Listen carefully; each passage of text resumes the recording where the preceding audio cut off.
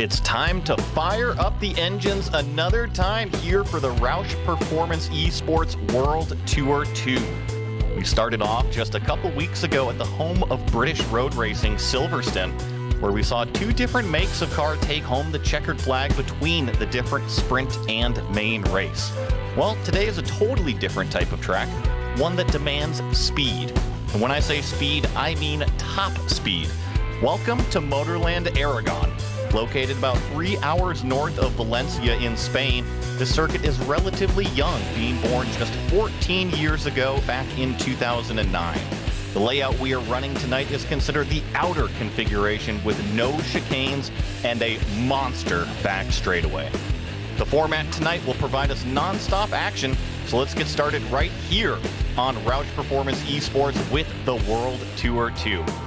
Joining me in the booth tonight is the man in charge, the one and only Jack Roush Jr., and we also have Ryan Bauer behind the scenes working the controls as our producer. He's the guy who makes our broadcast look top-notch with all the graphics you are seeing. And speaking of broadcast, Jack, we're here on our second event of the World Tour 2. We've got one more stop after tonight on the schedule. Yeah, we started on October 18th at Silverstone. Tonight, as you mentioned, we're at Motorland Aragon, and November 15th, it's all going to come to a conclusion at Imola GP. It's pretty cool, the idea here of the World Tour 2, all tracks that are outside of North America, all tracks that we haven't seen here on the Roush Performance Esports channel. And Motorland Aragon is actually one of the newer tracks to iRacing, just less than 6 months old here on the service. So I'm pretty excited to see what the GT3 class cars can do around this place. Just over 3 miles long. The configuration that we are running is 14 turns. The first half of the track completely different than the back half of the track. You see turns 1 through 9, a little bit more technical, a little bit more medium speed. But once you exit turn 9, you put your foot to the floor and you don't pick it up all the way down to turn number 13. It'll be curious to see what kind of top speeds these GT3 cars are going to be running here tonight at Motorland Aragon.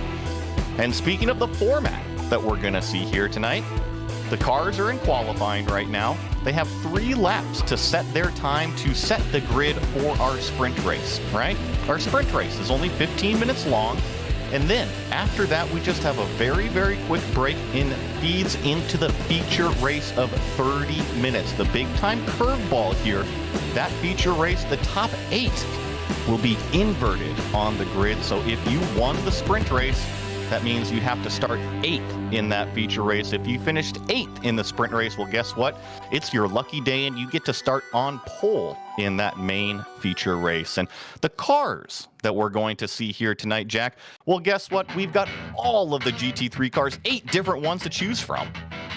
Yeah, if you guys remembered during our first World Tour, they were all 4 GTs, the most recent race car 4 GT. We changed it up this time, a lot more variety. You can really mix it up. There's Audi, the BMW M4, Ferrari 296, a 4 GT, but an older version on the GT3 race car.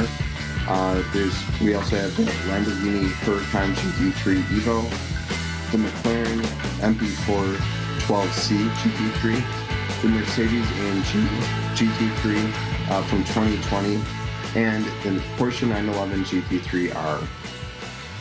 If you don't like one, you can kind of just pick another one, see which one you look the coolest in, see which one makes the best noises, and go from there. And speaking of the action that we're going to be seeing on the track, got to thank VRS. VRS is a team that strives to enhance the realism and immersion of sim racing. That is why VRS provides the ultimate sim racing experience by offering top-tier hardware, an exceptional learning academy, and new events that cater to both aspiring and professional sim racers. What started as a passion of enthusiastic sim racers has become a movement. Don't miss out and join VRS today. Go to the website vrs.racing and go check them out. We still have about 5 minutes left here in qualifying. Right now, your provisional pole sitter No surprise, Jack, a very familiar name here on the Roush Esports channel, Paul Darling. Oh, absolutely. Yeah, Paul, super fast. Not surprised at all to see him up there. Riding on board with him right there in his Ferrari going down this back straightaway here. Now, I mentioned the competitors have 3 laps to set a time here in qualifying. Paul has done, let's see here, looks like he is on his 2nd timed lap right now. Actually, might be on his 3rd timed lap. Coming through turn 14 onto the front straightaway here. Let's see what he's able to put down. 148.11. Actually, that one didn't come through here. 134.513. You got to be careful with the track limits here. Now, Jack, in iRacing, they kind of patrol the track digitally. In the real world, it's a little bit different, and we can get away with those off limits a little bit more. Right, absolutely. Yeah, it's different, as you know, Joey. Each series is different for what they consider off track, and iRacing has their own specs on that as well. So the drivers really need to mind that, especially in qualifying. Now, before we get going here, you mind to tell us who we're looking at? Because I believe this is the next generation of Roush hitting the sim track. Yeah, I'm not sure who that guy is. He looks pretty serious. Oh, wait, he's the guy sitting over there. That's my son, JP. I'm not running tonight. The Roush name on the leaderboard is actually my son, JP. He has quite a bit of racing experience. This is his first sim race, though. He's been go-kart racing since he was 5, and with a little bit of a push, I got him in here tonight. It's awesome to have him making his debut here, making his first sim race on the Roush Performance Esports channel. We're watching him in this Porsche. I actually noticed some cool paint schemes that he's got going on here. He's going to round the corner, and he's actually right now provisionally 11th on the board. So really good times being set by the youngster JP Roush out there. And with 3 minutes left in qualifying, I want to bring in one other person here into the booth, Corey Vervinkt. Now, if you don't know who Corey is, he's part of the iRacing broadcast team. He is the one who helps out with a lot of the stuff that you see on the streams, on the websites. And Corey, I'm happy to have you here doing the Roush Performance Esports event. Hopefully I'm not interrupting your qualifying effort too much here. No, I unfortunately underfueled the car, so I started my 3rd lap, not realizing I was under a lap left to go of fuel, so I'm done. I got an unfortunate off track on my 2nd lap. I would have probably gotten somewhere around like 10th to 8th had I not gone off track there, but otherwise, we're doing all right. It's just called the old last to first challenge, I believe is what it's called. You know what? I've got a fair few official wins starting from the pit lane because, sometimes people like to be bowling pins, and it's easy to drive through bowling pins. It does happen, especially in the sim. You got to keep your head on a swivel even behind you. But let's talk a little bit about what iRacing has coming up, because even this week, we got some pretty cool broadcasts, even tomorrow with the Turn Racing iRacing Grand Prix Series. Absolutely. We're on round 8 of the championship. We're going to the Red Bull Ring, so a favorite of any Grand Prix racing fan. One of the favorite tracks that we get to go to on the schedule. Yeah, it's been a really awesome schedule, or a really awesome season so far, actually. Really good championship battle between Primoslav Lamenek, Jarl Tyne, and David Toth. They're all within a race of each other in points. So it's coming down to the wire. Next round, we actually get to go to Pocono after Red Bull Ring. So we've added a couple ovals to the schedule, and those have been really entertaining so far. And not only the Turn GP Series this Thursday, we also have the finale of the Porsche Contender Series, Porsche Super Cup Contender Series. We're going to the Nürburgring Grand Prix circuit. And we'll find out the 15 drivers coming up from the Contender Series that will join the rest of the Super Cup roster for the start of 2024. And then on Sunday is the round 1 of the IMSA Esports Championship at Road Atlanta. So a lot of cool stuff going on. I was going to say, I'm really excited for everything that iRacing has, especially that new series coming out on Sunday, that IMSA Esports Series. Really excited to see what that one has. And Corey, I just want to say thank you very much for coming and joining us here on the Roush Performance Esports channel, and good luck out there on the track today. Thank you. Much appreciated. Well, we do have qualifying ended right now, and that means our official grid has been set. Your pole sitter is going to be the number 7 car, Paul Darling. Next to him on row number 1 is going to be Josh Edmondson in his number 58. Both Ferraris on that front row there. And then we have Chris Walsh in a Ford. Now, important to note, Chris was actually the sprint race winner in Silverstone, so I'm curious to see what that Ford is going to do. Joining him on row number 2 is going to be Joe Nagy in the 4th place position. Stacy Bertrand with a top 5 qualifying effort. Great job from that number 88. Michael Johnson, another newcomer here to the Roush Performance Esports channel, but a real-world IMSA competitor himself, is going to be starting 6th. Sean Fritz in 7th. Trent McMillian here in 8th. Cam Peterson is going to be lined up 9th, a previous Roush Performance Esports champion. Sean Winkler is going to be lined up 10th there, Jack. And in 11th is Stephen Baker. 12th is JP, my son, JP Roush.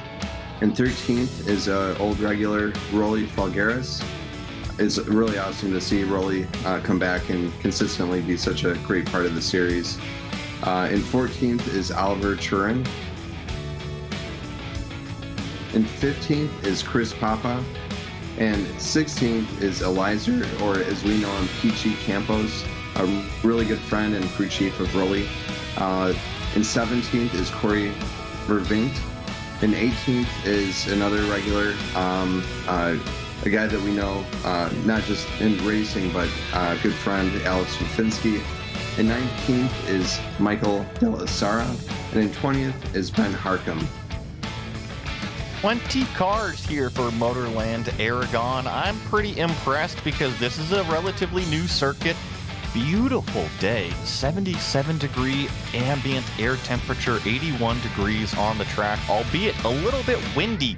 When I was checking the barometer settings over here, it was saying 31-mile-an-hour wind gusts is what is going on right now in Spain in this location of the world. So here in iRacing, we're not going to get those wind gusts, but it does have a strong 13-mile-an-hour wind to the west here. We'll see if that blows the cars around, maybe affects the top speed at all.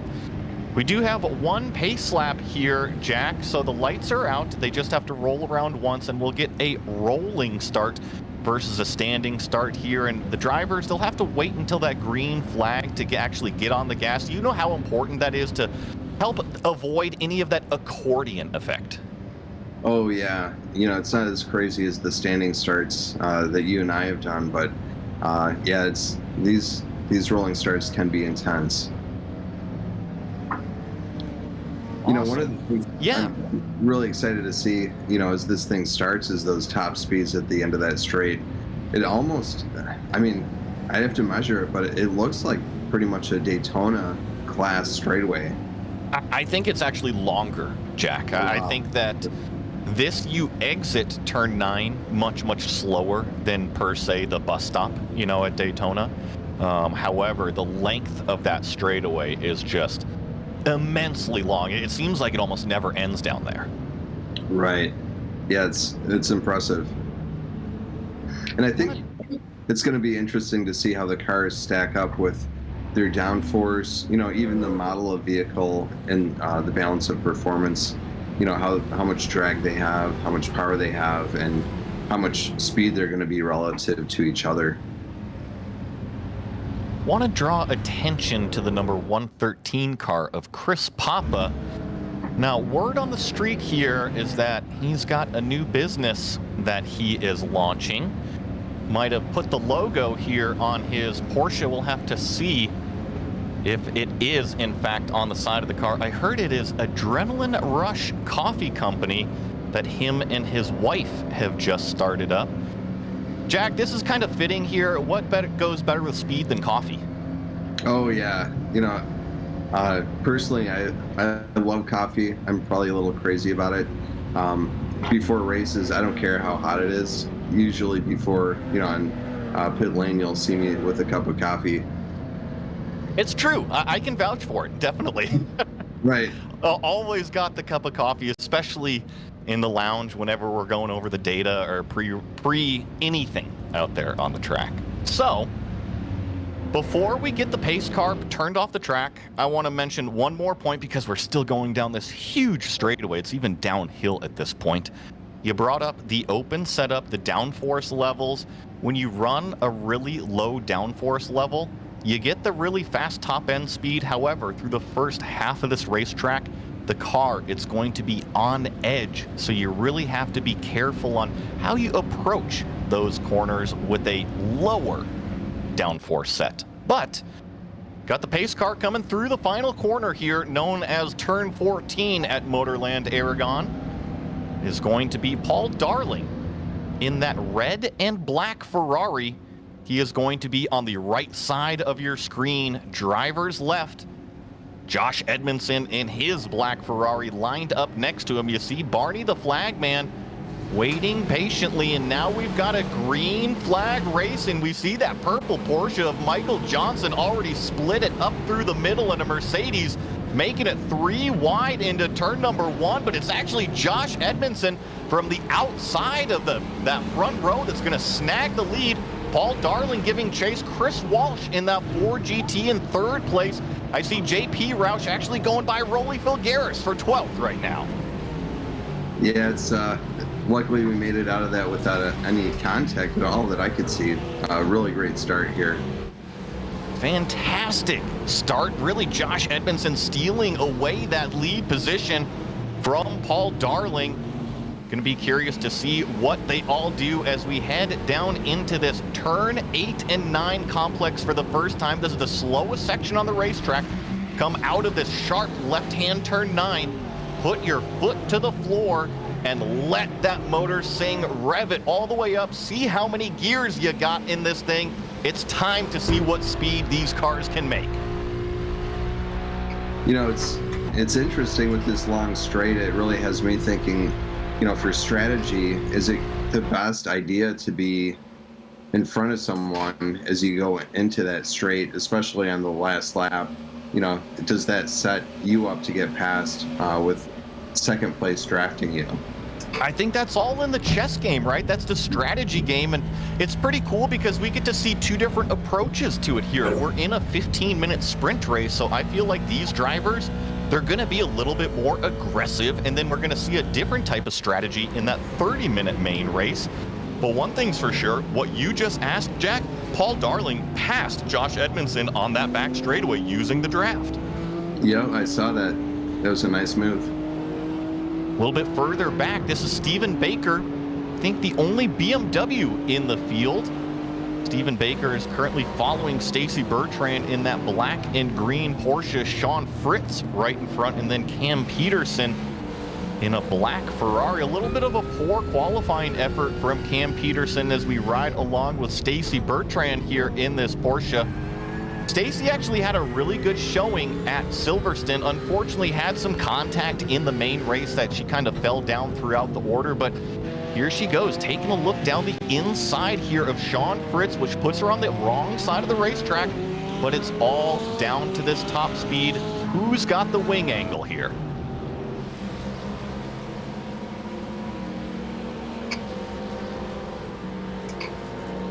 So you see this 3-car draft train, the BMW, 3rd car in line as we jump up. This is going to be Cam Peterson making a move on Joe Nagy. Another black and green Porsche here. This is going to be for the 6th place position. Joe goes defensive into turn number 13. Cam's going to go around the outside, claim that 6th place position, and rocket out onto the front straightaway. Set his sights on Trent McMillian, one of our Roush Performance Esports regulars, Jack. Yeah, he's raced with us for quite a long time. Actually, Stephen Baker has as well. I know Stephen is a good friend of yours. Yeah, it's, you know, there's so many familiar faces here through these different events. You know, I'm very appreciative of all these guys that they spend their time with us and enjoy it as well. Well, I think we've got a good train of cars right now, and it actually starts from 4th place, Michael Johnson right? The number 9 car, the purple Porsche, as I like to say. But look at them starting to stack up behind this Porsche. It is a train. Trent McMillan, Cam Peterson, Joe Nagy, Sean Winkler, Sean Fritz, Stacy Bertrand. They are all in this line here. And Jack, you know from personal experience, you were talking about the straightaway at Daytona. Sometimes it can be frustrating being stuck in this draft train, kind of the 3rd or 4th car in line. Oh yeah, you have to take the draft into account. If you just break it, you know, and go out on your own, you're going to pay for it. Yeah, super interesting. You know, one thing I'm also very interested to see is how these cars are stacking up. I'm not really seeing any groups of particular cars at different speeds. It looks like everyone's very well mixed up. And to me, that's really a testament to how good of a job iRacing does in building these cars and creating their balance of performance. I agree, and I guess the easiest way to explain balance of performance is that if you're listening, we have Mercedes, we have BMWs, we have Porsches, we have Ferraris. Well, they're all different cars. Think of them like toys. Everybody's come to the playground with their own toy. Well, guess what? If one toy is too big, you got to make it a little bit slower. If one toy is too small, you got to make it a little bit faster. And that's what we mean by balance of performance, is that sometimes you have to take away a little bit, maybe add in certain areas, but when it comes out, you have 8 cars from 8 different manufacturers, and they are all equal on lap time, which is really, really cool to see. Right on board here, Corey Vervinkt making his way up into 13th and doing a really good job. We were speaking with Corey before the show, and I know that he is actually on some limited practice, and he's hunting down Oliver Turan in a Lamborghini. So actually, Jack, I think this is the only Lamborghini that we've got in the field right here in front of Corey. Oh wow, yeah, pretty interesting. And I'm not sure if Oliver. This is a very Ted Lasso look. I am not sure if this is still left over from yesterday's Halloween spirit, and if so, it is amazing. That is a fantastic Ted Lasso impression as we watch Oliver get a lot of pressure in the mirror. Ryan, I actually want to jump up to Cam Peterson because he's made his way around Michael Johnson. Now, Jack, let's kind of nerd out a little bit. We were talking about the downforce levels, different setups. I've been noticing this black Ferrari of Cam Peterson here. He started a little bit further back, but he's running more of a medium downforce level. He doesn't have the top speed down the straightaway, so he can't pass him, but he's really, really aggressive on the brakes and through this section. Oh yeah. Yeah, it's, you know, as the tires run out, I don't know. I think I would tend more towards the medium, because once the tires go with the low grip, I think you're going to lose a lot more time in the infield or in the tighter stuff. Maybe I'm wrong. I don't know. Do you feel the same way? I think it really depends on how each driver is going to be abusing the tires. You really have to take care of them, and you as well as I know that in the real world, the more you use it up, the less they're there for you at the end of the race. And I think that iRacing does a really good job at kind of simulating that, is that if you go out there and you're really aggressive on the tires in the first few laps, well, guess what? When you need them in the last few laps, they're already overheated and they just don't have the grip that you need. I think it might be a little bit over the top, but Jack, you know what happens when you overheat those tires. Oh yeah, it makes the world of difference. You know, the beginning of the race compared to the end. You know, with the racing we did, we would have very long races. We'd be on tires for, you know, half hour to an hour, and you know, during that time, there's just a huge difference in lap times. And like you said, it's not just all about time, it is also about how you drive. And, you know, in my development as a sports car racer, you know, I did mostly endurance. And as a result, you know, without pushing for a different strategy, I tend to be a little bit more careful with the tires and kind of set them up for a longer run as a result. I think when you come down to the endurance road racing aspect, you need to have that vision. You need to see what the car is going to become at the end of the race, because that's when the checkered flag falls. That's when you collect the wins, and that's when you need the most well-balanced, fastest car, if you will. Oh, Well, absolutely.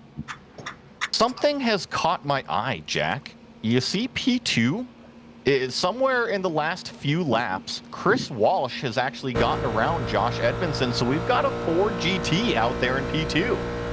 That is awesome to see. This Now- is not a new car either. This is pretty old school. Yeah, this is the oldest GT3 model in iRacing. What I want to do with 5 minutes left on the board here, we don't get to see this car very much, so let's turn up the speakers. We're going to shut our mouths. Let's crank it up, go full throttle here with a Ford GT around Motorland Aragon.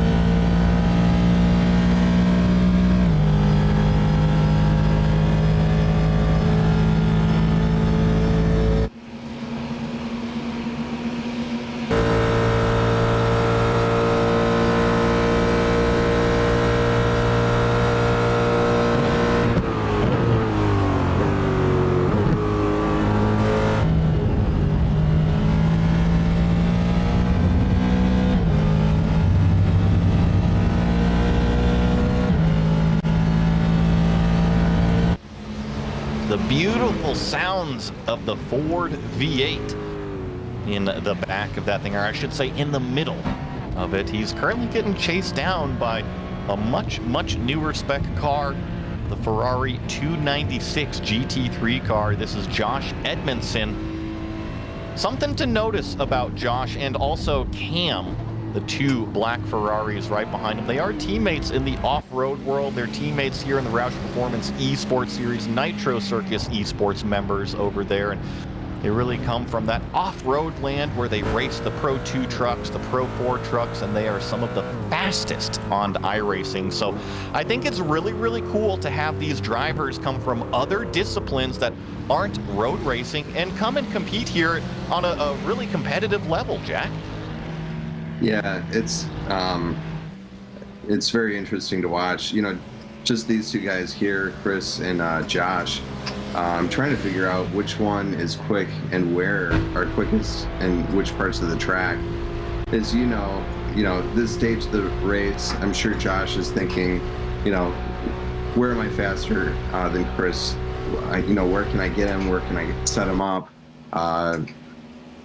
Is it the straightaway? Actually, a couple laps ago, I saw Chris actually do a maneuver to try to break the draft. I'm not sure if that works in iRacing, but he was trying it. I think Josh was starting to close on him on that long straight. And here, Josh is trying to make some moves, and it looks like he did get it. Yeah, now a little bit of an over-under there from Chris Walsh in the Ford GT. And what I was noticing from observing is that this Ferrari is a rocket through the turns. Look at this Ford GT. You can definitely tell it's an older car. It doesn't quite have the grip through these corners here, but holy smokes, it was so fast down the straightaway that Ferrari could not keep up. So I think if Chris Walsh is able to stay in touch here with Josh Edmondson before he gets too far away exiting turn 9, I think we'll see this Ford GT start to reel back in the Ferrari. But looking, he's already 1.2 seconds back. I think it might be a tall task for this Ford to try to eat it up in the straightaway. And the other thing I'm noticing, this corner right here, turn 12, as the race goes on, it is becoming more and more of a corner out there. The tires are going away. The drivers are having to drive that car through the corner, especially with that low downforce setup. This is a great example, Jack, what I was talking about. Look at how fast the Ford is on the top end. Oh, yeah. Yeah, I think what probably started to hurt Chris was his tires. Maybe his tires have gone away quicker than the Ferraris. And I actually think that Chris Walsh might have miscalculated a little bit of fuel, because he is slow coming out of the final corner. Either that or he had some sort of mistake going on. We've got the white flag out. Your leader, Paul Darling, up to 7 seconds out front now. It is just a clinic for him. I can't say that I'm too surprised. Usually when Paul Darling comes and shows up, he just blows away the rest of the field. So going to have to be curious and keep an eye on this red and black number 7, especially when it comes to that 30-minute sprint or a 30-minute main race, where he's going to have to start back there in the 8th place position. Well, while Paul rounds through turn 8 and 9, puts his foot down for the final time, I actually think I see JP Roush. Oh, it looks like he's just getting passed by Stacy Bertrand out there, but want to give a little bit of love to that number 16 car as Paul is going down the front or the back straightaway, because JP, he's finishing his first sim race. I know it's been a long one. He's pulling off to the side of the road there, probably going to call it quits, but really, really pumped to see him actually out here on the Roush Performance Esports channel, taking the green flag, as we see our leader. 180 miles an hour is what I see, entering the final 2 turns. The last time, and he will collect the checkered flag. The second time we've seen a Ferrari win here at the World Tour 2. Your sprint race winner, Paul Darling. Looks like Josh Edmondson going to cross the line in the 2nd place position. And a Ferrari also in 3rd, so Ferrari takes the podium. 1, 2, 3 here at the sprint race of Motorland Aragon. Watch the rest. Oh, I'm sorry. Go ahead, Joey. No, you're go for it, Jack. Oh, I just got a report that JP had a little bit of an incident at the beginning of the race, but he did run out of fuel, unfortunately, so I think he's going to make a fuel strategy change. So gotta make sure there's enough fuel in there for sure. I wonder who the mathematician was who gave us that fuel number. I know he's listening right now. He's in a different room, but I know that he is listening. What we're going to do is we are going to take a really, really fast break. Be right back with the official main race. There's less than 3 minutes before we get going on that one, so don't turn off the channel. Just catch your breath. We'll be right back.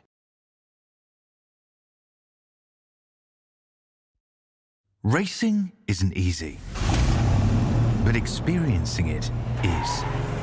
iRacing puts you in the driver's seat with the industry's leading sim racing game. Drive on laser scan replicas of the greatest racing circuits from around the world. Go head-to-head against other drivers chosen by skill-based matchmaking to ensure competitive racing at every level. Compete across all your favorite series. In officially licensed cars, engineered to deliver the most accurate driving experience possible.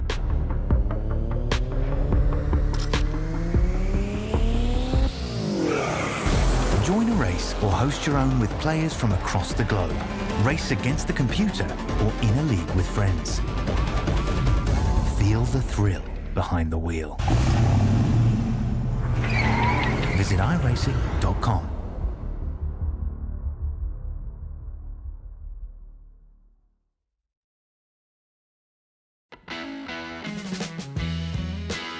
Well, we already have some Roush family drama going on here at the Roush Performance Esports.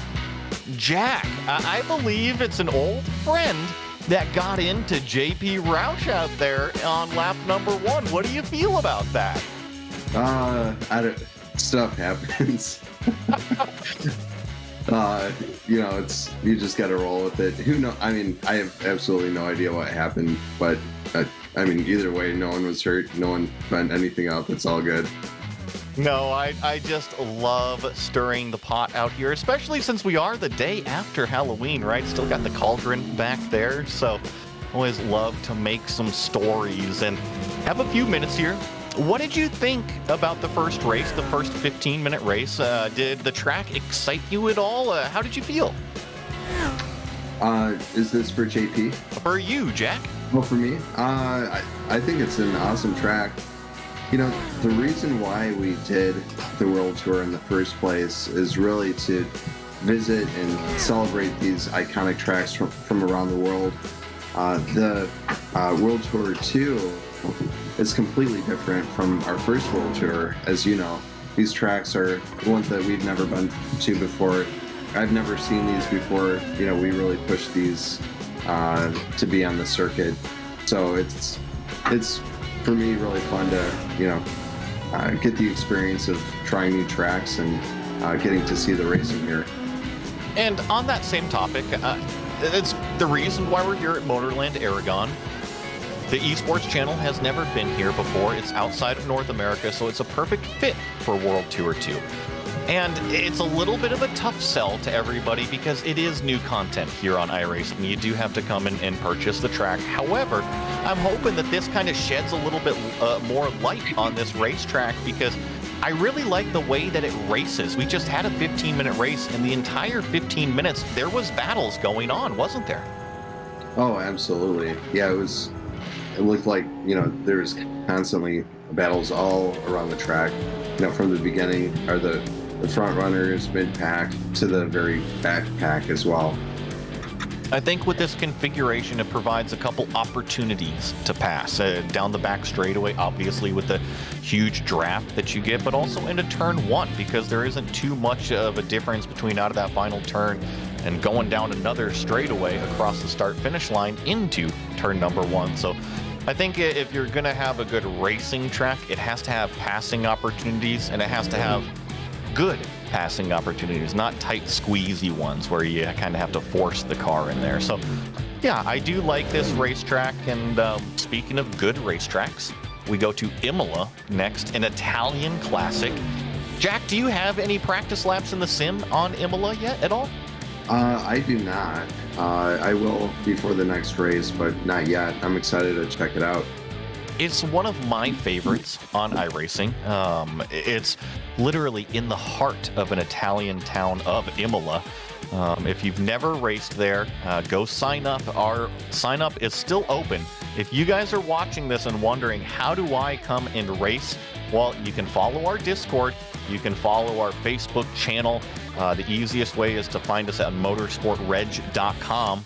Just type in Roush World Tour 2 and the event will come up. You can sign up there. You can also follow us on Facebook, facebook.com/Roush Esports.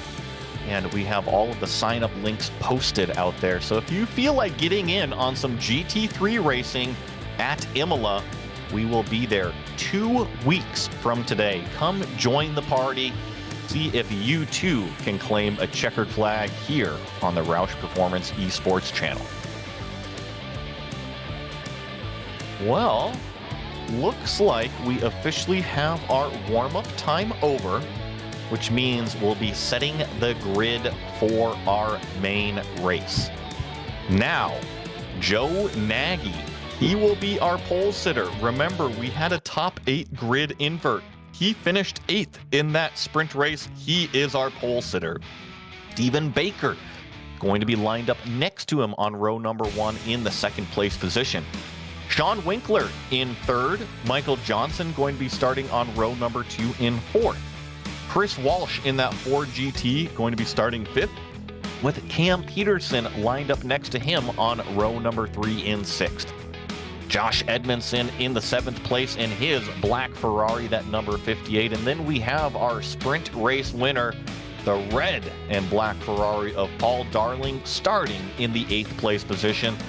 Trent McMillan, one of the only Mercedes that we saw out there, and a long-time Roush Performance Esports regular, starting 9th. Rolly Fulgaris, part of that Roush family, well, one of the old Roush road racing drivers, going to have a top 10 starting effort. And then here, rolling off in 11th, I got the rest of these here, Jack, is Oliver Turan doing his best Ted Lasso impression there. PG Campos going to join row number 6 in the 12th place position. Alex Fafinski, another great Roush Performance Esports regular. Great to have Alex on the race. Didn't get to see him at Silverstone in round number 1, going to be starting 13th. Our iRacing scapegoat, our punching bag, Corey Vervinkt, going to be starting in 14th. Stacy Bertrand, 15th. Hopefully she has a little bit better of a race than her sprint race. I saw her get knocked around a little bit. Gonna have to keep an eye on that black and green Porsche of Stacy, see if she moves up forward. Sean Fritz going to be starting in 16th in his Mercedes. Chris Papa with that Adrenaline Coffee Company in 17th place. JP Roush in 18th.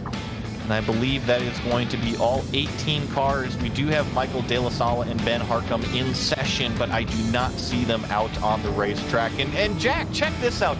I love the Brady bunch here. These are all of the competitors that have logged into the webcam, sitting in their sim rings. Yeah, this is awesome. Hey, yeah. JP, how's it going, bud? Hey, Corey.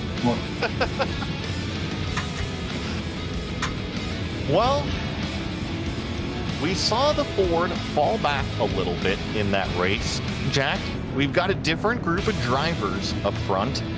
You know how important it is if you've got the speed and you're kind of starting in the mix, like in that middle of the field. How do you manage that aggression? I think you cross your fingers and try to do as best you can. That's all you can do. I mean, you know this, Joey. You can try to plan it out as best you can, but once the green flag falls, you're not going to be able to anticipate everything that happens. No, and it's funny with sim racing because in the real world, I don't know how you feel, Jack, but in the race car, I'm totally comfortable, right? I'm strapped in. I'm in my happy place. I know what I can do given my equipment. I know what my competitors are going to do given their equipment. However, in the virtual world, I don't have that safety feeling. It's total anxiety right now on these pace laps for me in the sim. Oh, yeah, for sure. I think part of it is that there are consequences, but they're not, not like the real world where you can actually get hurt. People, I think, can be a little less aggressive in the real world. I think that might be part of it. I think whenever there's a checkbook on the other side of things, you're right. Things kind of tone down a little bit more. But we don't have any checkbooks out here in iRacing. You can smash them up. You can get as many sticker sets of tires as you want. And the pace car is rounding out of the final turn here, rounds that tiny little crest onto the start-finish straightaway. Going to be Joe Nagy in the green Rexy Porsche. Stephen Baker lined up alongside in the BMW, and we've got a green flag. Pretty even start, actually. The BMW gets a good jump. Chris Walsh is going to go side by side with Michael Johnson, and there's contact between the two. A little bit of a messy start as Michael Johnson and his purple Porsche got turned around off the nose of Chris Walsh in that Ford GT, but right now it is all that number 104, and now he spins out cold tires, Jack. Oh man, I guess that proves one thing that we were talking about earlier. The Ford GT does appear to be grip limited. But it is the black Ferraris out front. Josh Edmondson, Cam Peterson, 1-2 in the Nitro Circus Esports machines. Trent McMillan following in the Mercedes. Oliver Turan, a.k.a. Ted Lasso, back there in the Lamborghini as we round out of turn number 9 for the very, very first time. out onto this incredibly long back straightaway. And here on the first lap, the cars, they are grouped together as close as they are ever going to be. Let's see who benefits in this draft train.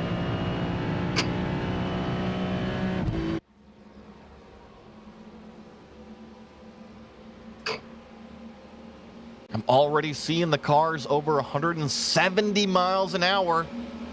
175, 177 miles an hour from our leader.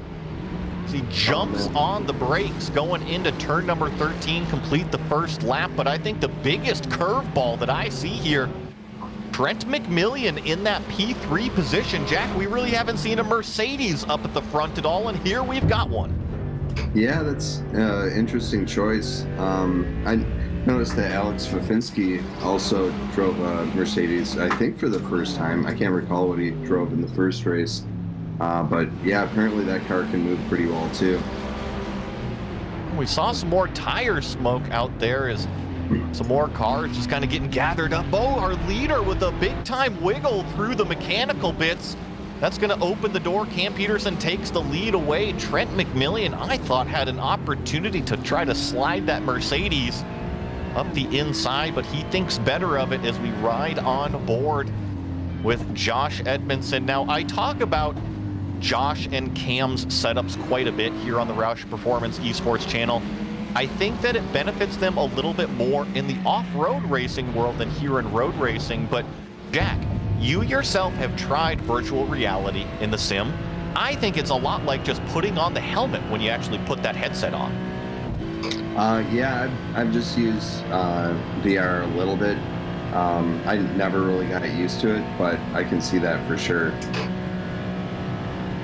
It allows you to turn your head just that little bit, see into the apex. As you see that red Ferrari, that's Paul Darling trying to make a move, get by Ted Lasso. I'm sorry, Oliver Turan out there on the racetrack. He moves himself up into the 4th place position. So from what I see, and this is a spot on Ted Lasso impression with the white shirt, with the mustache. Jack, have you watched the show?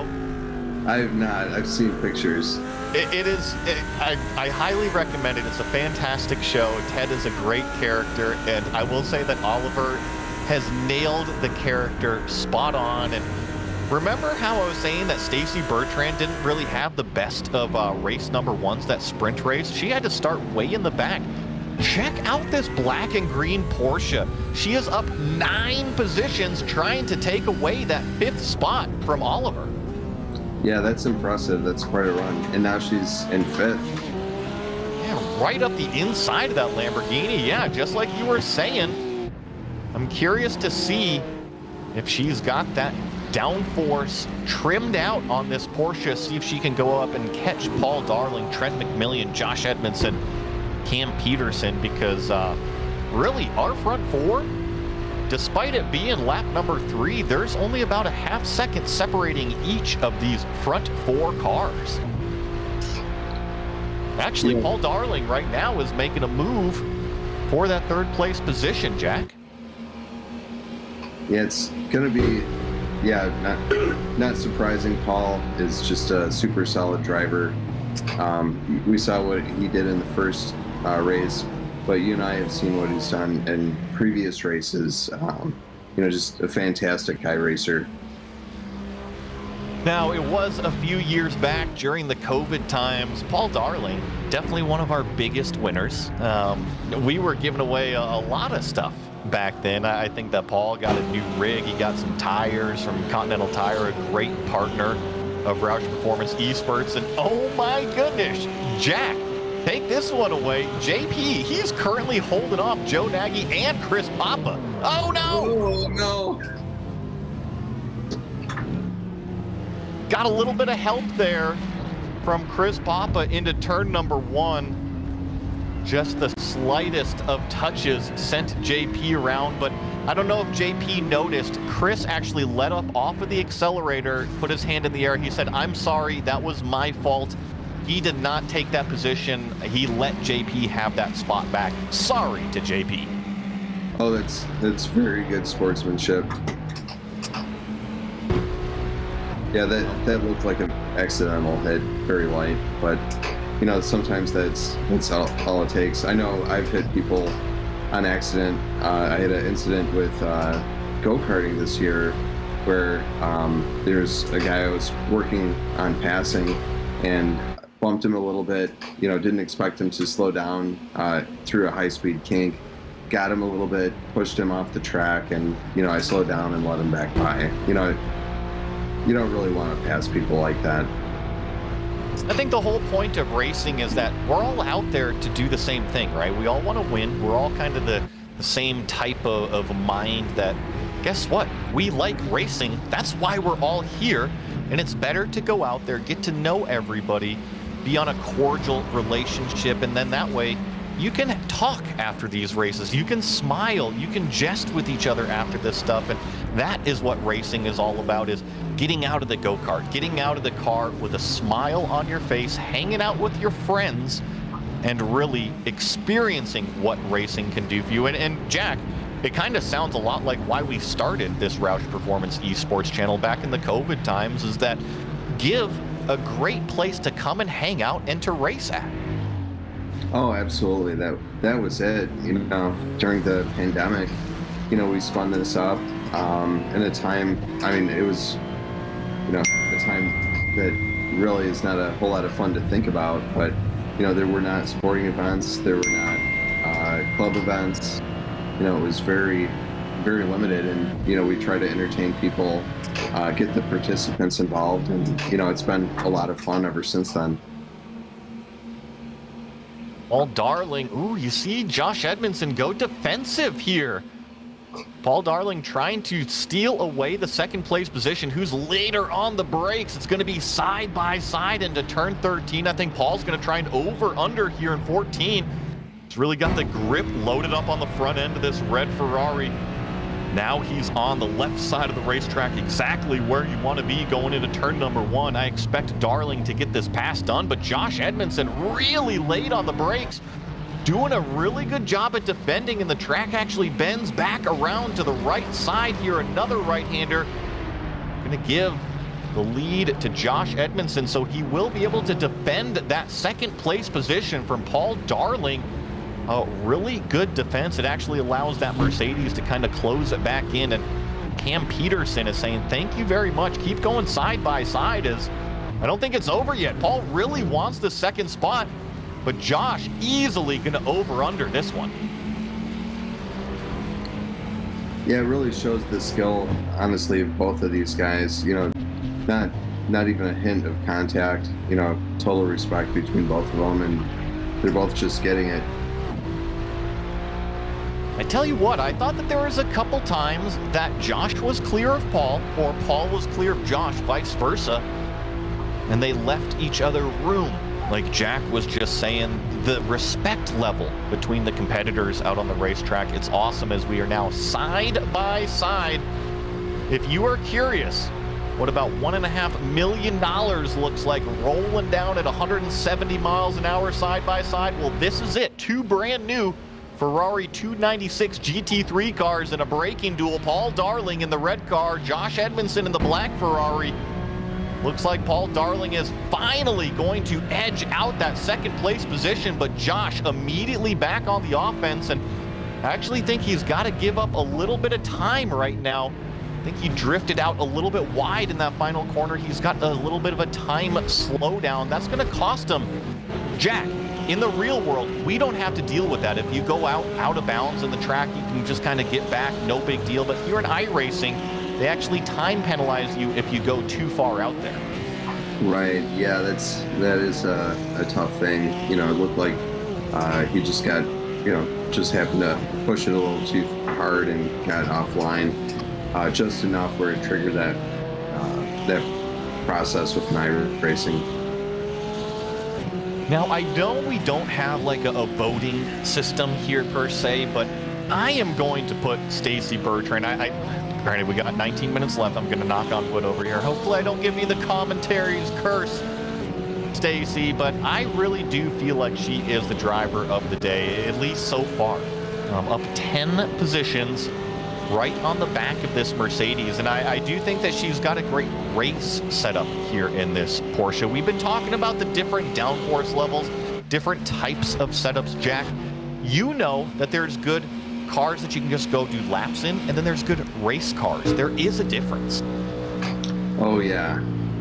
You know, with doing laps on a track day is a world of difference from what these guys are doing here.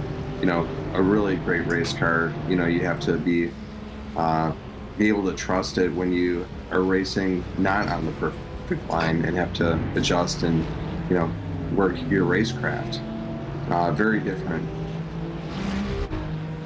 It's really interesting here, this battle, because Stacy is all in the mirrors of Trent McMillan in this Mercedes. And I really do feel like this Mercedes has found a little bit of something, closing it in on that black Ferrari of Josh Edmondson. So I would consider this, now I know we're not even halfway yet, but I would consider this the battle for the final step on the podium, getting to spray a little bit of that virtual champagne. And I know how big that is for Trent McMillan. He always comes and races here on the Roush Performance Esports channel. He's always hovering around that podium. I would love to see him get a foot up on it. I would also love to see Stacy up on the podium. Now, Josh, I'm not going to say I don't want to see you on the podium, but you collect so much hardware over there in that off-road world. Sometimes you got to let others just kind of have a little bit of a taste of it.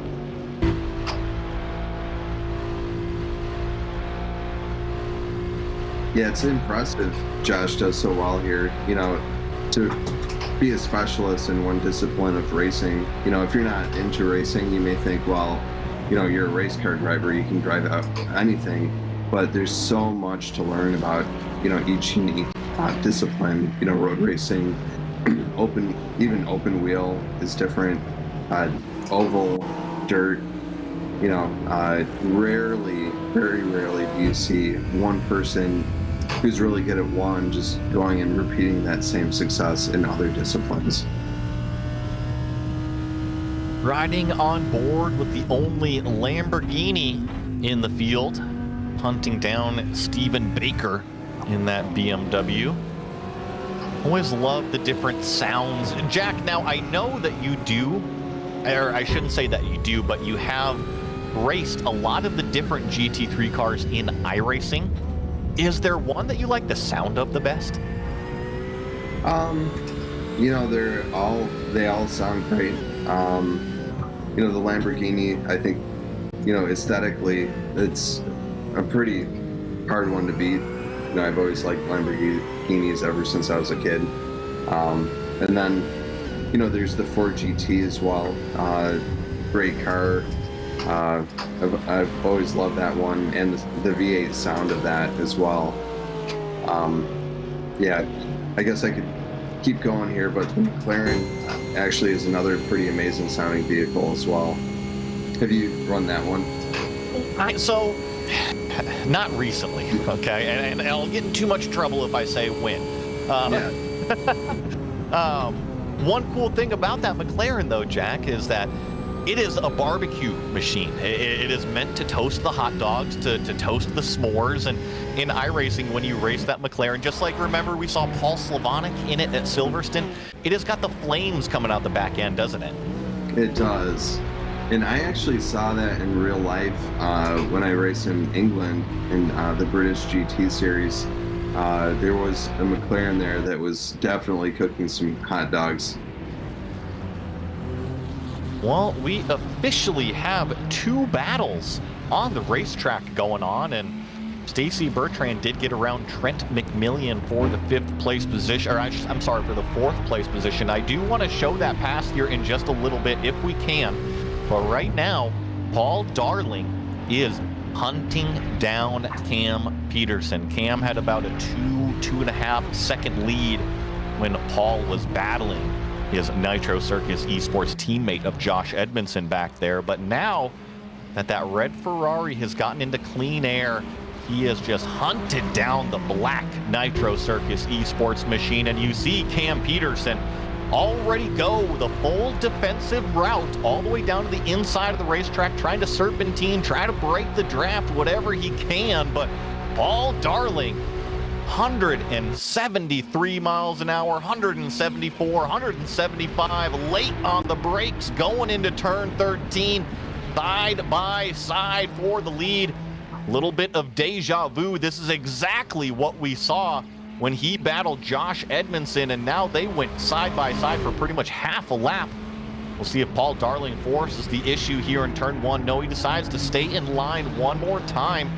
Jack, you know it's all about finding the right opportunity. Yeah, definitely. You know, that straightaway seems to be a strong advantage for Paul. I wonder, you know, what their downforce settings are, you know, if they're different there, or if Paul maybe just able to get a better run out of that final turn. Oh, and ooh, this was the replay of that 4th place pass. This was that battle between Stacy Bertrand and Trent McMillan, the Mercedes versus the Porsche.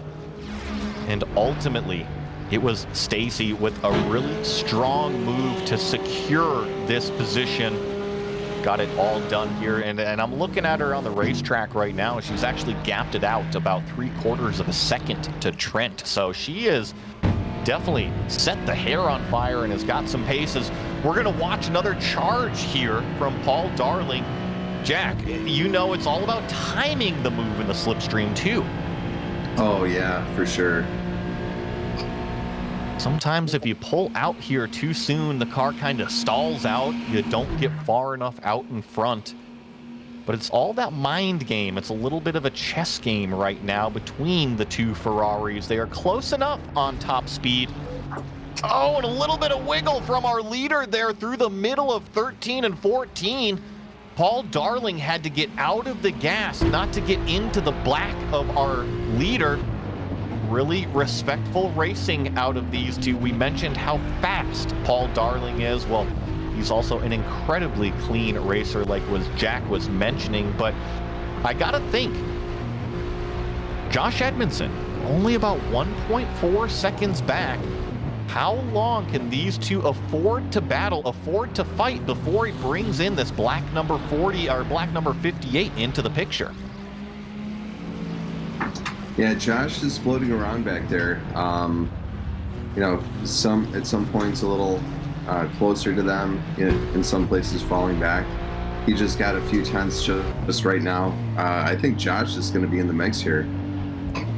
I think so too, and I think this totally changes the dynamic of how it works. And Paul Darling, I'm sorry, he's in the lead here. He was able to get around Cam Peterson. Cam made a mistake just a couple corners ago, and I missed it here. So that red Ferrari of Paul Darling, he has now been unleashed into clean air, and unfortunately we see what happens when he is out in clean air. I have a feeling it's going to be a battle of Cam Peterson and Josh Edmondson that it's going to be up to. And this is the replay. This was just a mistake that Cam Peterson made in front of the red Ferrari. Looks like you just got in a little bit too deep in that brake zone, Jack. You couldn't turn the car when you're going that fast. Oh yeah, it's easy to do, for sure. It looks like Stacy ran into an issue as well. She's back in 10th. I did not see what happened there. Oh no, you are right. Maybe we can go back and see exactly what happened to Stacy. I actually think I see her in pit lane at one point. You know what, Jack? This can be an issue. We were talking about miscalculations on the fuel. I wonder if Stacy didn't put enough fuel in it. She was still running on that sprint race setup. I do it. I'm guilty of it for sure. Oh yeah, I've done it too. Well, with 10 minutes remaining here, I want to take a run through the field. I want to take a look at everybody's car, make sure we say everybody's name here on the broadcast. We have focused on these top three a ton. Paul Darling, Cam Peterson, Josh Edmondson. They are your top three. P4, the number 14 car, Trent McMillan. We've said how many times he is a regular here on the Roush Performance Esports channel. Even got the Roush banner, the American Wheelman banner on the side of that blue Mercedes. Looking good out there, Trent. And then in the 5th place position, another Mercedes. Jack, this one looks a little bit more Speed Racer-esque. Yeah, I love that livery. I'm sure if JP were commentating, he'd be jumping down for that one too. He's definitely a Speed Racer fan. I think I saw on the back bumper there, it said Speed Racer Racing Shenanigans might be the team name there. Rocking the Haggerty Motorsport Reg stickers, the Roush Performance Esports stickers. Thank you so much, Sean Fritz. Awesome car out there. And then we got Stephen Baker rocking the stock BMW GT3 car. This is exactly how BMW delivered the car for their media days in their GT3 format out here. Stephen, a good buddy of mine in the Northwest. And then that jumps us back to Joe Nagy here in a black and green themed Porsche. Joe, I think, was probably hoping for a little bit better days out there on the racetrack today. Unfortunately, down 6 positions from where he started, but he's actually kind of making a little bit of a comeback run, hunting down Stephen Baker right in front of him. That leads us to the all-carbon Lamborghini of Ted Lasso. I'm sorry, Oliver Turan out here. And I even like that he's... Jack, you were talking about how aggressive this Lamborghini looks. Well, Oliver even has the endurance package turned on, so he's got that center headlight cut out too. Oh, nice. Right behind Oliver. Jack, I'm gonna let you speak on this one. This is Rolly rocking the Marlboro. I can't ever say it. Marlboro livery. Yeah, I don't know the full history of Marlboro. I can't say it now either. But he has used that livery across multiple vehicles. I think that's one of the liveries that he ran back in the day. In fact, it might even be one that he ran running with my dad's road racing teams. In case you guys probably aren't aware of it, but Rolly not only used to race on my road racing team, but decades before that, he raced with my father and his road racing teams as well. So really cool guy. Yeah, Rolly's great. Really cool guy, and yeah, Google him, Rolando Figueres, and down in Puerto Rico, big in the Puerto Rican racing scene, and just a really cool guy. And that jumps us to Stacy Bertrand, the other black and green teammate Porsche out here. She keeps it on the racetrack. I'm still going to vote for Stacy as the driver of the day because despite having to come down pit road, she has put some amazing lap times together out there. And then we got Corey Vervinkt here in the Stig Martini Rexy liveried Porsche. Got to give a shout out to Corey, our resident iRacing punching bag. Got all of the logos here on the Rexy themed Porsche. Got the iRacing on the side. Got it all. Thank you very much to Corey for showing up and racing. I know he's got a busy day tomorrow. And then Michael Johnson in the purple Porsche. He is currently holding off actually a really hungry pack. This is a perfect place for us to sit right here.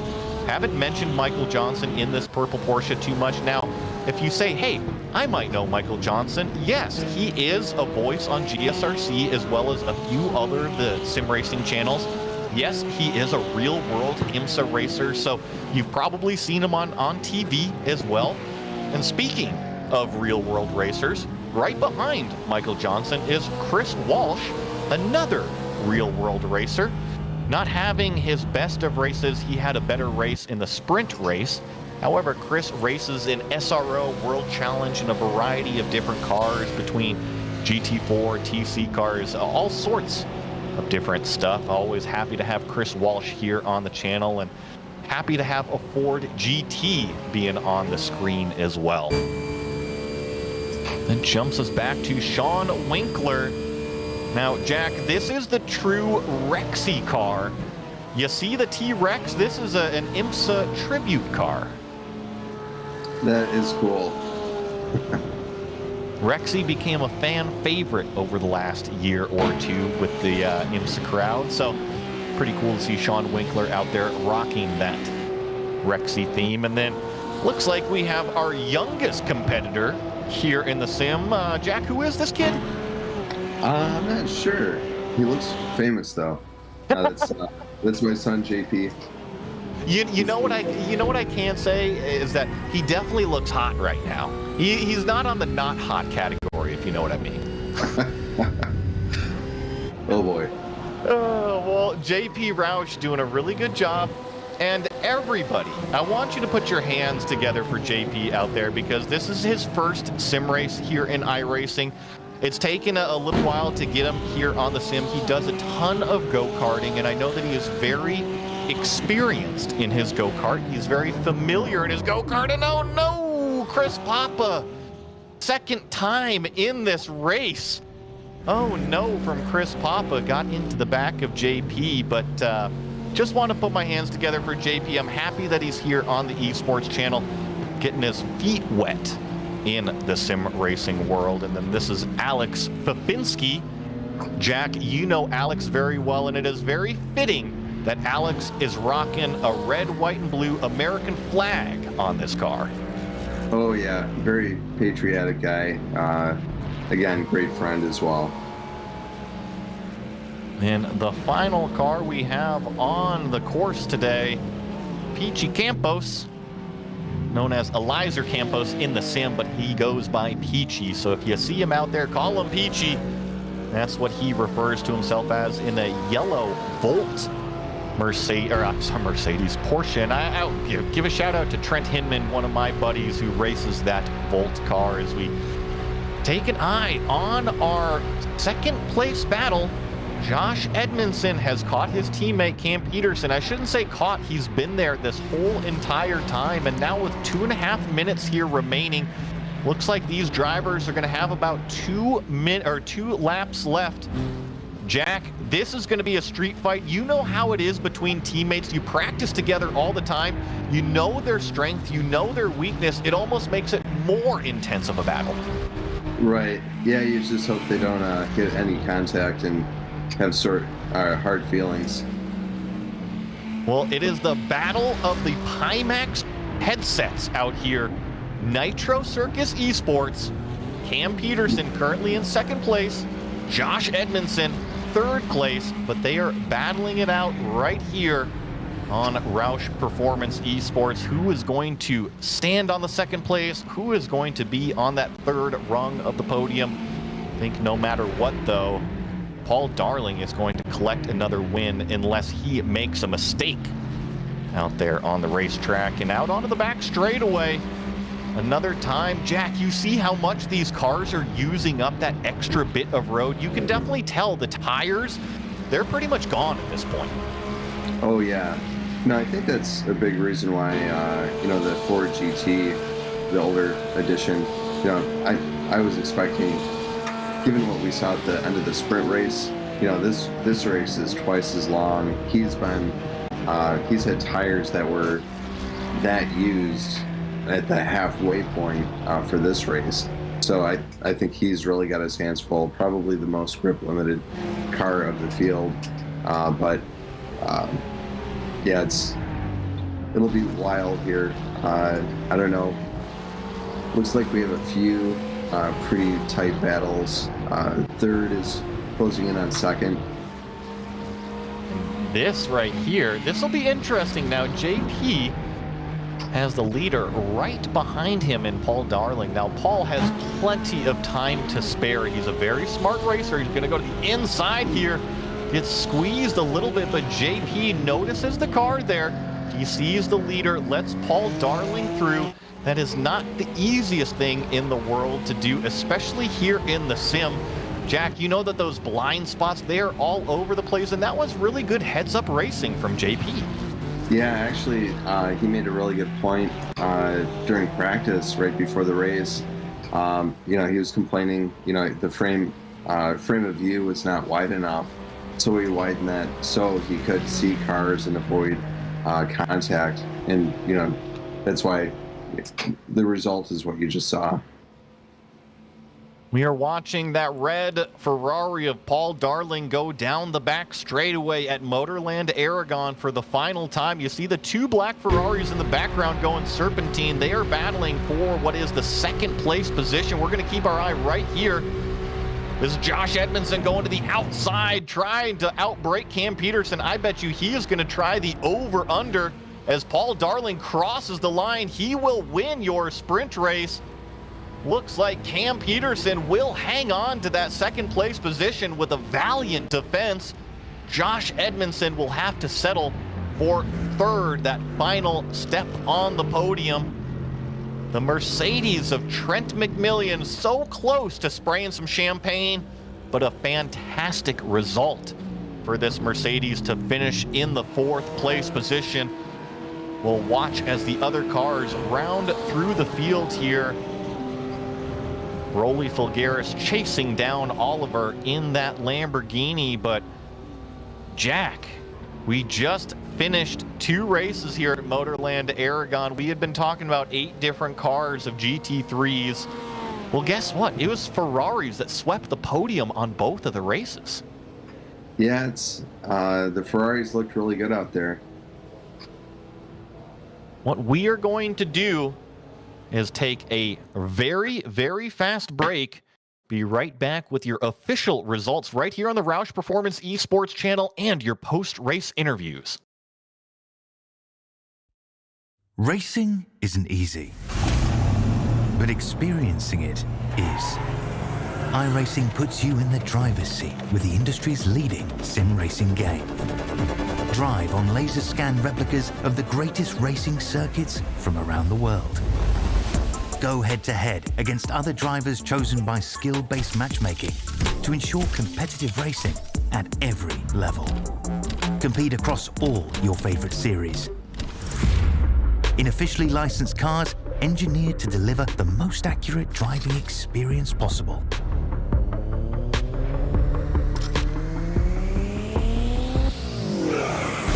Join a race or host your own with players from across the globe. Race against the computer or in a league with friends. Feel the thrill behind the wheel. Visit iRacing.com.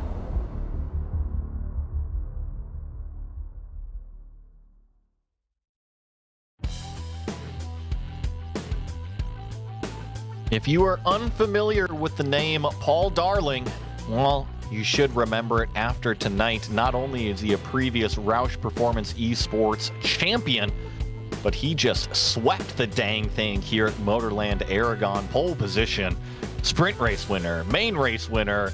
Nobody can stop that red and black number 7 Ferrari. Cam Peterson tried his best, comes home second. Josh Edmondson, Nitro Circus Esports teammate to Cam, finishing out the podium in 3rd. Trent McMillan going to finish up in 4th place. First car of a different make in the Mercedes. Sean Fritz finishes with a top 5 effort. Joe Nagy with a little bit of a comeback drive finishes 6th in the first Porsche. Stephen Baker. This is a fantastic run from Stephen in his BMW to finish 7th. Stephen really isn't a full-time sim racer, so it's great to see him up here inside the top 10. Ted Lasso finishing in 8th place position.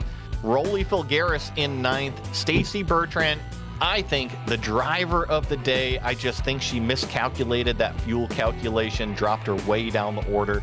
Finishes with a 10th place result today, Jack. Yeah, I'll back you up on the driver of the day choice with Stacy. In 11th, was Corey Vervinkt. 12th, Sean Winkler. 13th, Chris Walsh. 14th, Michael Johnson. 15th, the infamous JP Roush. 16th, Chris Papa. 17th, Peachy Campos. In 18th, Alex Fafinski. 19th, Michael Delasara. And 20th, Ben Hartman.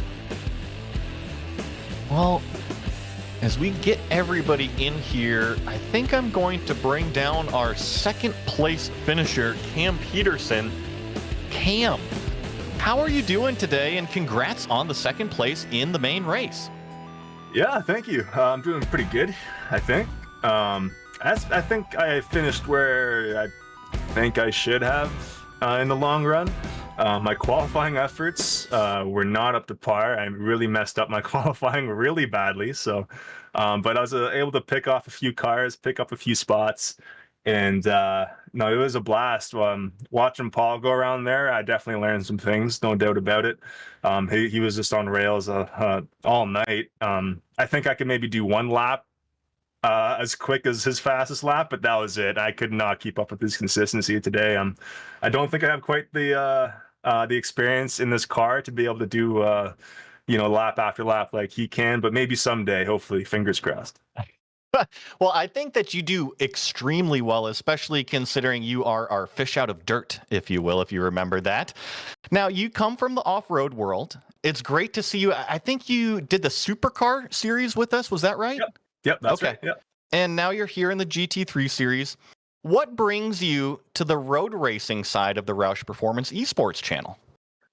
I think it's just wanting to do something else, really. I mean, I know that there's always a full variety of drivers in these Roush esports races, no matter what discipline it is, whether it's dirt, whether it's road, whatever it is. It's always such a wide variety of drivers. And just like we saw today, we saw Paul pull away from everyone. He was the class of the field. And, it seems like there's just a battle for everyone, I think, especially with the invert. And, but you know what? I wanted a new challenge, and this is a great way to get my feet into the water and or out of the water, if you say, and or out of the dirt, I should say, as you say. But you know what? It was a good time. Just wanting to learn about these longer kind of races. I'm more of a one lap wonder in these cars, but this is a great opportunity to learn about the setups of the car and how the tires degrade, and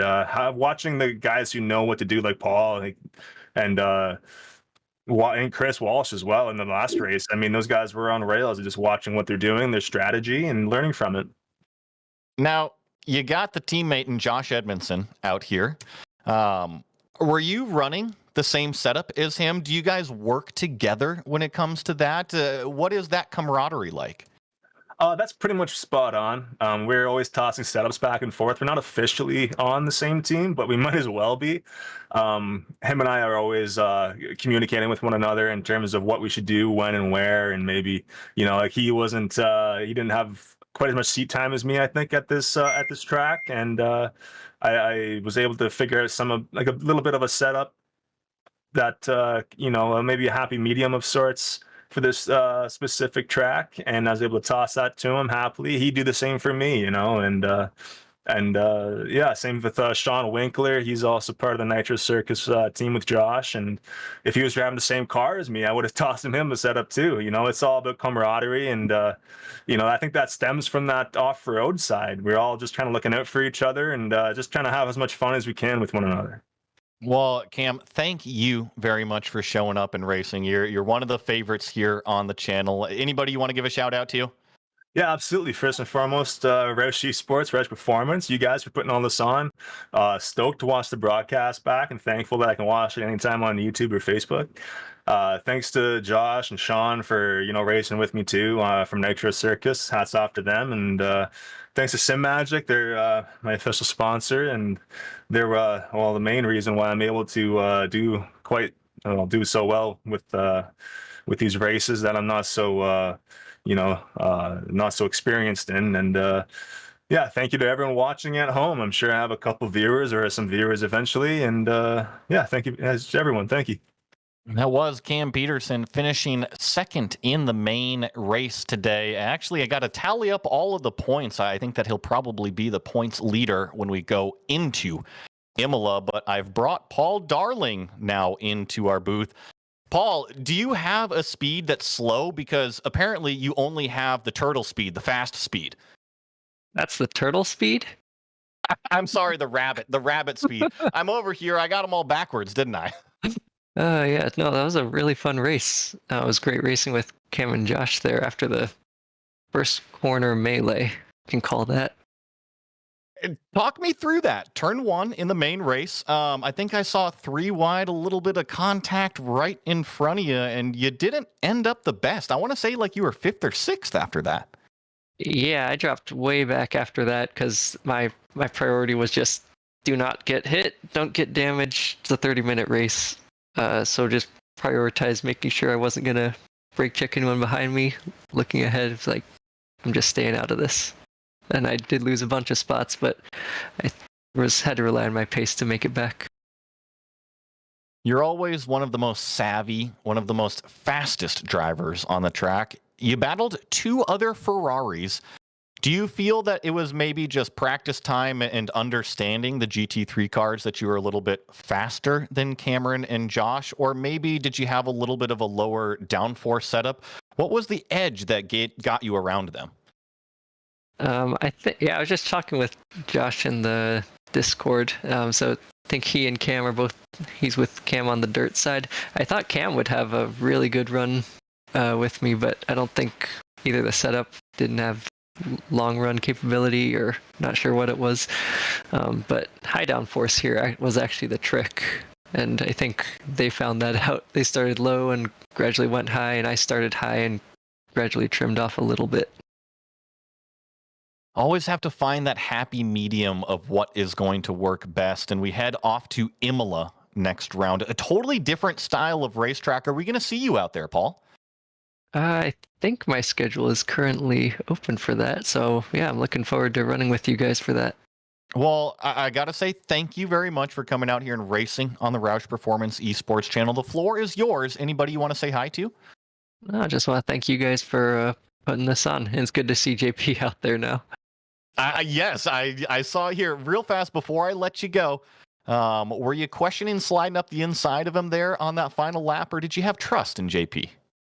I was a little questioning. So I noticed he didn't have the relative black box on when he was streaming yesterday. So not sure if he was checking his mirror or if he knew I was there, but it's like, just gotta go for it. I think that he did a great job leaving you exactly one car width gap. And like I said, Paul, congrats on the or I should say wins here tonight. Thank you very much, guys. Hopefully see you next one. And we're going to have two more interviews here tonight. We're going to bring in Josh Edmondson, third place position today in the main 30-minute race. Congrats, Josh. Thank you. Now it looks like you're already doing laps in another session. Where are you doing laps in? No, I'm still in the session. I was going to try and grab some photos, but it's a little difficult in VR. Yes, I know the field of view and all of that can definitely be a little funky there. But we already interviewed Paul and Cam out there. Talk to me about your night. How did you feel Motorland Aragon went for you? It went really good for me. That was a lot of fun. First race was cool to be up front, and I was struggling a little bit with just grip of the car and all that and trying too hard. I launched the car on the last corner over that little boob on the inside there, and I'm surprised I didn't break it. But second race was really fun to battle with those guys like that. Paul was really fast, but I tried to give him a fight, and that was a blast going side by side a little bit. And then I got a slow down, which kind of sucks, but I wasn't going to stop him anyway. He was heading to the front for sure. We saw that slow down out of there, that final set of corners. How tricky is it with the downforce levels that you're running when the car steps out on you like that? It seems like it's very dramatic. Oh yeah. I'm actually pretty happy with myself for saving a couple of the ones I did. There were some moments where I thought for sure I was going to spin. I saw Cam have a few moments too. He had a couple really good saves. I mean, obviously we were just pushing really hard, trying everything we could to hang with Paul. So we were on the edge, definitely had a couple sketchy moments, but that makes it fun to me. If you can catch the car in little slides like that, it's so much fun. Now, I want to get a little nerdy here, a little technical with the sim side of things. You come from the off-road world where you literally slide sideways all the time. Is there any sort of crossover that you bring into the grip world that helps you out with those yaw angles? Maybe. Yeah, I suppose that it probably doesn't hurt, saving some of those slides, having that knowledge of the car being sliding like that. I mean, yeah, maybe it does. It's tough to say, but I think, yeah, it wouldn't hurt. Well, Josh, thank you for coming out and racing here on the Roush Performance Esports channel. Floor's yours. Anybody you want to say hi to? Yeah, absolutely. Shout out to you guys for putting on the broadcast and the events. These are a lot of fun. I enjoy going back and watching them, and everybody at Roush as well. And then everybody on my team, Nitro Circus Sim Racing, the sponsors, Next Level Racing, Apex Gaming PCs, and Pimax VR, and then all the buddies that hung out with us here, Cam, and then Gecko Viewing. Everybody, appreciate it.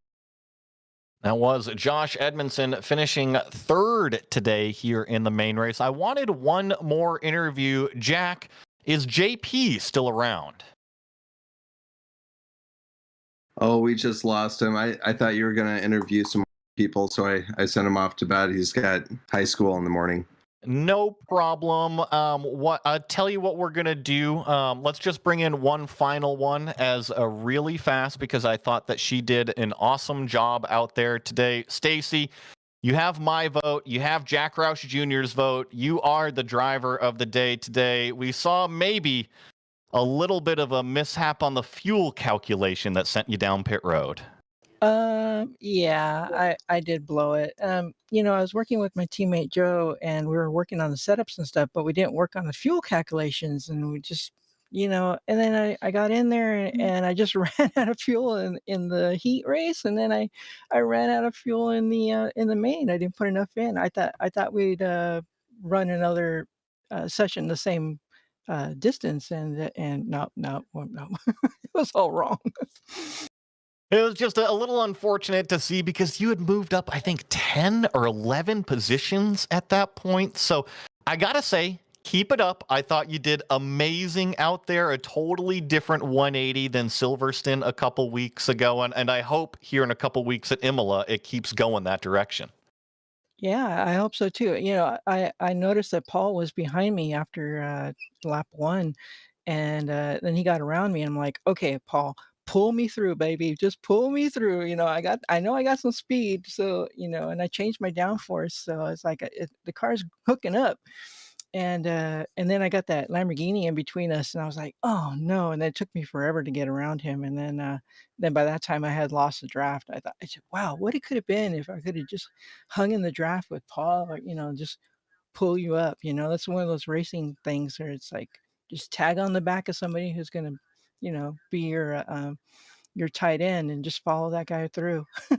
I always like to say, attach the fishing line to that back bumper and let them pull you up through. And we're going to see you here in a couple weeks at Imola. Stacy, is there any sponsors or partners that you have that you would like to give a shout out to? Hey, Roush Performance, you guys are awesome, and thanks for putting this on, because this is a really fun series. And I'd like to thank Porterfield Racing Brakes, is one of my main sponsors, and Rockefeller Racing Team. They're a great group, and if you guys want to join up, just hit us up. Well, that was Stacy Bertrand, a little bit lower in the field than she expected to finish here tonight. And you got to remember, just 2 weeks from today, we head to Imola, the final round of the World Tour 2, the same spot, same time, right here on the same channels. You can catch us Facebook, YouTube, Twitch, on all of the Roush Performance social channels. Thank you to Roush Performance and VRS for all of their support, as well as the entire team behind the scenes today. That includes Jack, JP, Trevor, and Ryan. Follow along on the Roush Performance Esports Facebook and Discord pages to stay up to date with all of our future events. I mentioned Imola, just a couple weeks, the final round in Italy. Have a great evening, and as always, we'll see you at the checkered flag.